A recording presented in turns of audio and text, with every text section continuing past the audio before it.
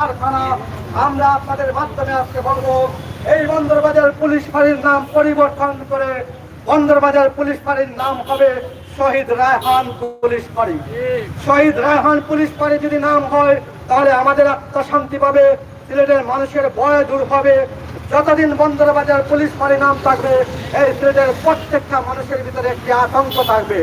Bandarbazar police ফাঁড়ির নাম শুনলে সাধারণ জনগণ আজ আতঙ্কিত হয়ে যায়, শুধু শুনে রায়হানের চিৎকার। প্রিয় সাংবাদিক ভাইরা, আপনারা অতীতে আমাদের সাথে ছিলেন, আপনারা অক্লান্ত পরিশ্রম করেছিলেন। আপনাদের আগামী দিন আপনাদের সহযোগিতা প্রত্যাশা করে আমি এখানে বিদায় নিচ্ছি। সবাইকে ধন্যবাদ জানাচ্ছি। আসসালামু আলাইকুম ওয়া রাহমাতুল্লাহি ওয়া বারাকাতুহু। আসসালামু আলাইকুম। উপস্থিতি এই মুহূর্তে আমাদের বিভিন্ন সংগঠন থেকে আগত বিভিন্ন রাজনৈতিক দলের নেতৃবৃন্দ সবাইকে বক্তব্য দেওয়ার সুযোগ না দেওয়ার কারণে রায়হানের পরিবারের পক্ষ থেকে আমরা আন্তরিকভাবে দুঃখিত।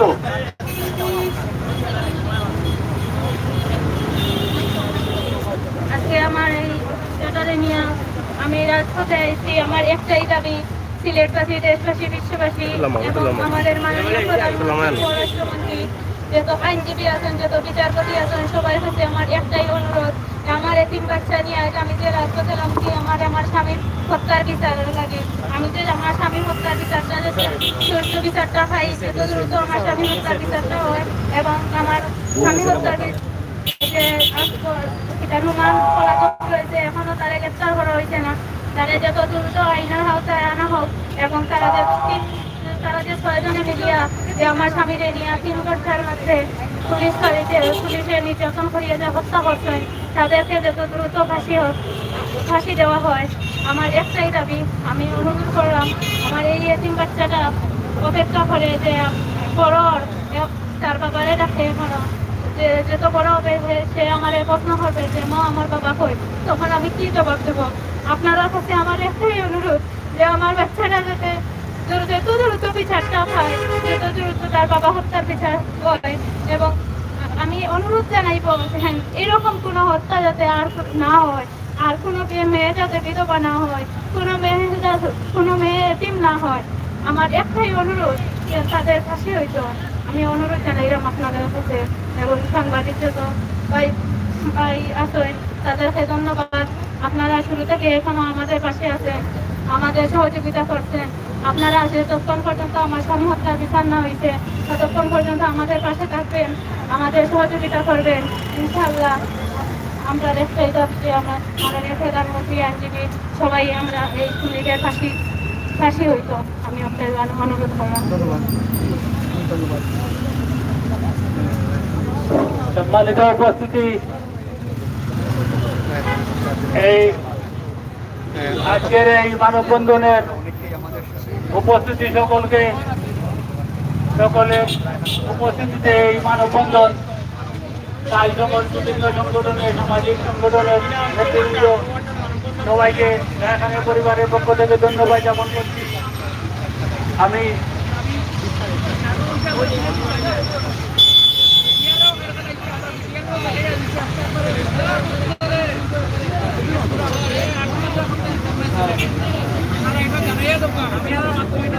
সবাই যাও কা ওনা ওকা ওনা ওকা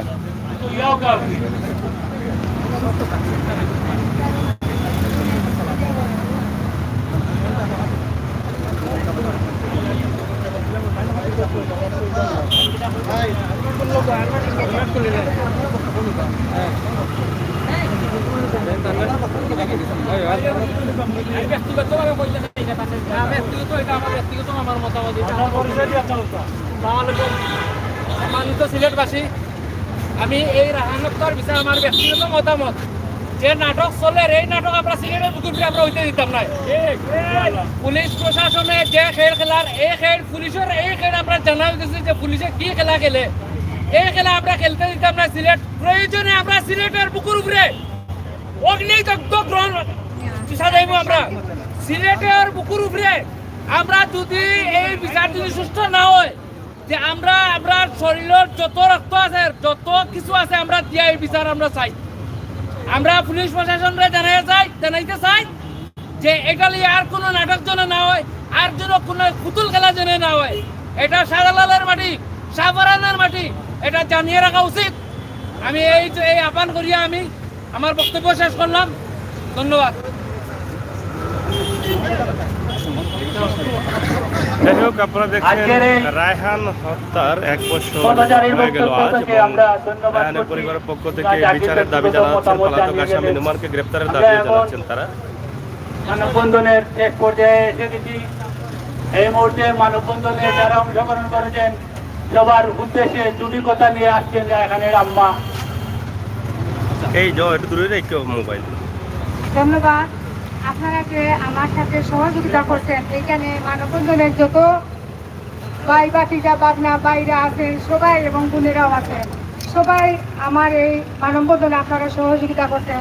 তাই আমি সবাইকে আমার নিজের মন থেকে আমি সবাইকে ধন্যবাদ জানাচ্ছি যে আপনারা আমার কথা শোনার জন্য আপনারা এত কষ্ট করে এই রোদের মধ্যেও আপনারা আমার সাথে সহযোগিতা করছেন। এবং আমাদের এই যে সাংবাদিক বাগনাবাতি যারা বাইরে যা এখন পর্যন্ত 1টা বছর ধরে আমার পিছু ছাড়েন নাই, আপনারা আমার সাথে সাথেই আছেন। তাই আমি আপনাদেরকে সবাইকে আমি ধন্যবাদ জানাই। আর আপনারা আছেন বলে আজ আমি এতটুকু সামনে আসতে পারছি এবং আমার এই রায়হানের খুনিরাও জেল হাজতে আছে।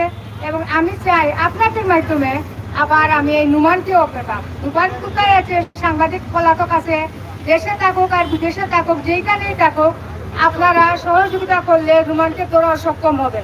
তাই আমি সবার কাছে অনুরোধ জানাচ্ছি আপনারা যে আমার সাথে আসছেন সবাইকে আমি ধন্যবাদ জানাই। আমি সবার কাছে আমি চিরকৃতজ্ঞ।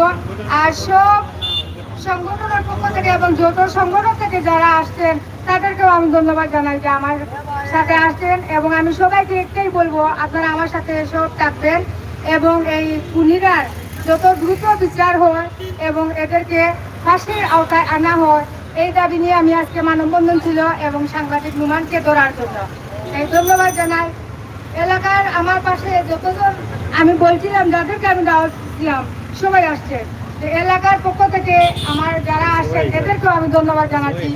আর যারাই এখানে থাকেন আমার কথা শুনে সবাই এখানে আসছেন, আমার পাশে দাঁড়াচ্ছেন, সবাইকেও আমি ধন্যবাদ জানাচ্ছি। আমাদের পাশে যে আছেন সবাইকে ধন্যবাদ, সাংবাদিক ভাইদেরও ধন্যবাদ। আসসালামু আলাইকুম। আপনারা জানেন না কেন আপনাদের সাথে আমার কিছু কথা আছে সাংবাদিকরা।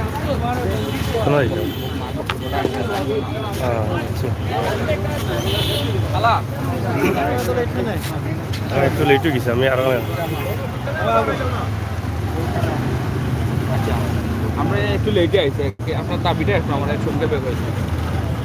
আজকের যে কোন কোন দাবির উপরে, যেহেতু রায়হান হত্যার বছর পূর্তি আজকে, তো আপনি কোন কোন দাবির উপরে আজকের এই মানববন্ধন? আমার দাবিটা ছিল 1 বছর হয়ে গেছে এখন পর্যন্ত সাংবাদিক নুমানদের ধরা হয় না। একটাই আমার দাবি ছিল সাংবাদিক নুমানদের কোনো ধরা হয় না, আর 1 বছর হয়ে গেছে। আর আরেকটা দাবি যাতে যে খুনিরা ধরা হয়েছে এরা যেন কখনো কোনো সময় বেল না পায়, জামিন না পায়, এদেরকে কখনো যেন ছাড় দেওয়া না হয়। এবং একটাই আমার আরেকটা দাবি, যাতে বিচারটা আমাদের সুস্থ হয়, এদেরকে ফাঁসির আওতায় আনা হয় এবং বিচারটা দ্রুত হয়, এই দাবি নিয়ে আমি আজকে এখানে মানববন্ধন করছি। আজকে আমার ছেলের 1 বছর পূর্তি হয়েছে। গত 10ই অক্টোবর যখনই আমার এই ফাঁড়ির কথা মনে হয় এবং 10ই অক্টোবরের কথা মনে হয়, আমার কাছে অন্যতম দিন মনে হয় এটা পৃথিবীর অন্যতম একটা দিন ছিল। সেই অন্যতম দিনটা আমার কাছে আছে, এই দিনটা যেন আর কারো জীবনে না আসে, এটাই আমি অনুরোধ জানাবো। এবং সবে মিলে যদি আপনারা সহযোগিতা করেন তাহলে আমি এই বিচারটা সত্যি ন্যায় বিচার পাবো। আচ্ছা, আমরা আপনার কাছ থেকে জানতে চাই যে আপনার স্বামীর তো 1 বছর আজকে হয়ে গেল মৃত্যুর, তো আপনার এখন কি দাবি, আপনি কি দাবি নিয়ে আজকে মানববন্ধনের রাস্তায় এসেছেন? আসসালামু আলাইকুম। আজকে আমার স্বামীর মৃত্যু হয়েছে।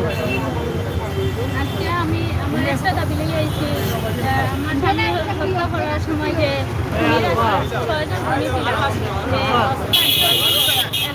জেল হাজতে একজন পলাতক নুমান, এই নুমানদের যত দ্রুত আইনের আওতায় আনা হয় এবং আমি অনুরোধ জানাইলাম সিলেটবাসী দেশ দেশবাসী বিশ্ববাসী এবং মাননীয় প্রধানমন্ত্রী পররাষ্ট্রমন্ত্রীর কাছে যত আইনজীবী আছেন যত বিচারপতি আছেন সবার কাছে আমি অনুরোধ জানাইলাম যে যত দ্রুত আইনের আওতায় গ্রেপ্তার করা হয় এবং আমি সুষ্ঠু বিচার চাই। আমার স্বামী যত দ্রুত খুনিদের ফাঁসি চাই এবং খুশি হতো।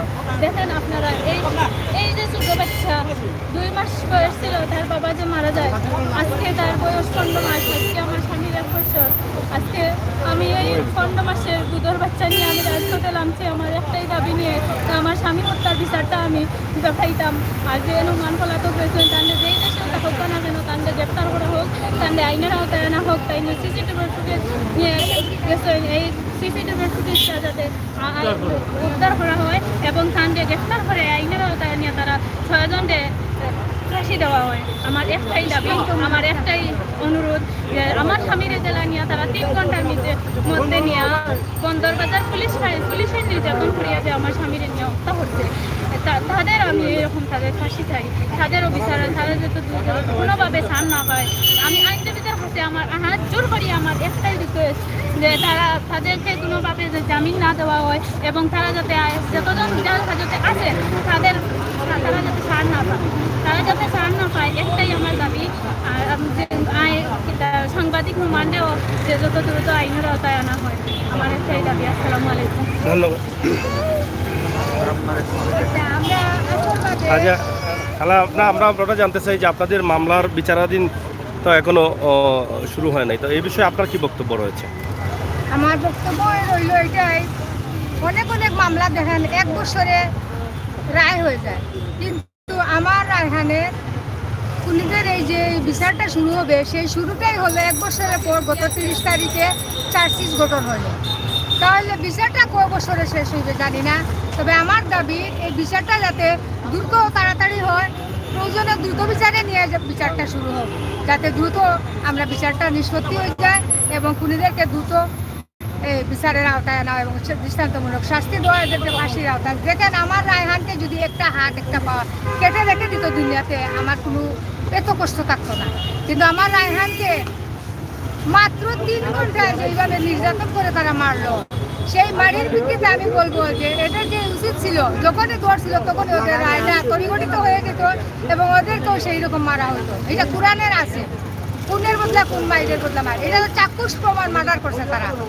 এদেরকে কেন এখন পর্যন্ত বিচারের আওতায় আনা হয়েছে ঠিক, কিন্তু এত লেট হইতেছে। তবে আমিও দাবি জানাচ্ছি যাতে বিচারটা দ্রুত হয় এবং বিচারটা সুষ্ঠু হয় এবং এই নুমানকে যেই দেশে থাকুক তাকে দরিয়ে আনে এরকে বিচারের আওতায় আনা হয়।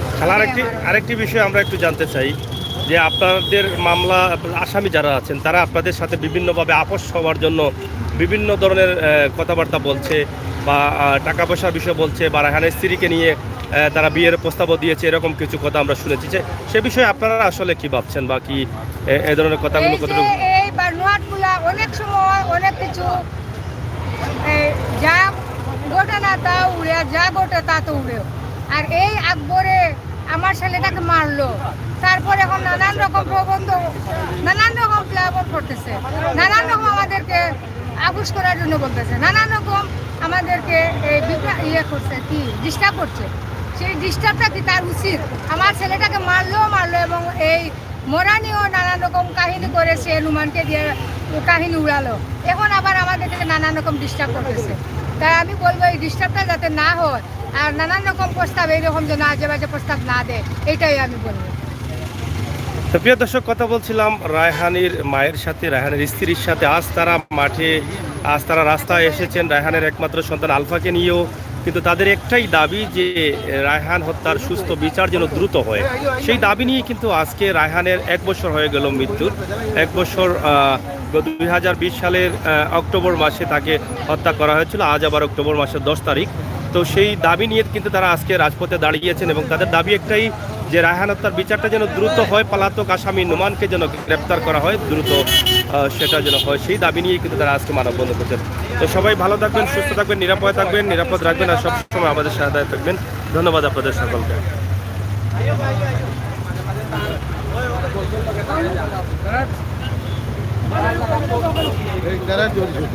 আমরা লাগতো না, আমরা খাইয়েছি।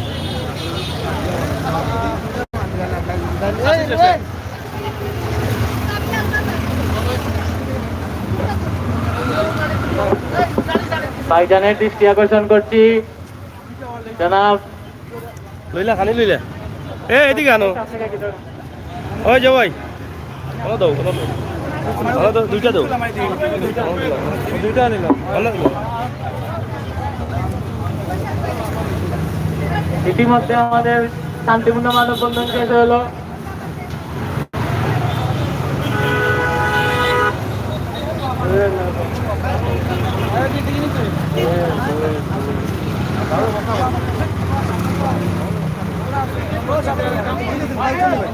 পাইলি